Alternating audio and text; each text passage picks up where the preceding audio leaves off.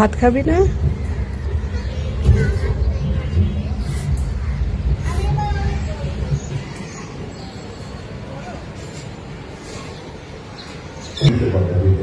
মাংস, রাত্রেবেলার মাংস কষা, লেবু, পেঁয়াজ, কাঁচামরিচ, আর এটা হলো লাউয়ের ডাল। এটা দিয়েই আমার ভাত খাওয়া হবে দুপুরবেলা। বিসমিল্লাহ বলে শুরু করব এখন।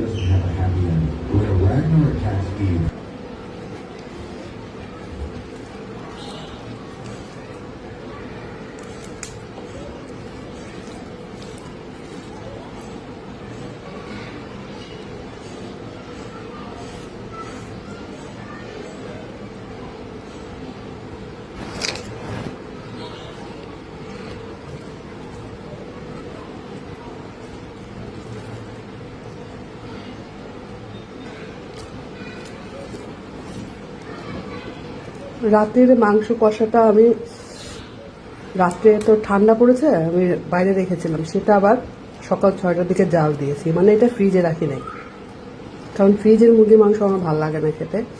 ওই জন্য ভাজা ভাজা করেছিলাম, আলু দিয়ে একটু কষা কষা ভালো লাগতেছে খেতে।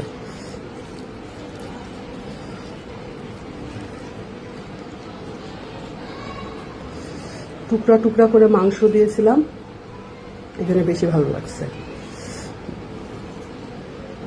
মাংসগুলা টুকরা টুকরা করে একটু কষা কষা করে ভালো লাগে। শুভ দুপুর সবাইকে।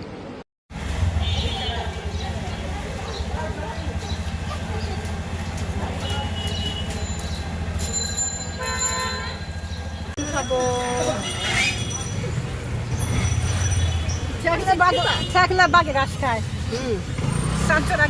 সান্তরা গুতায়।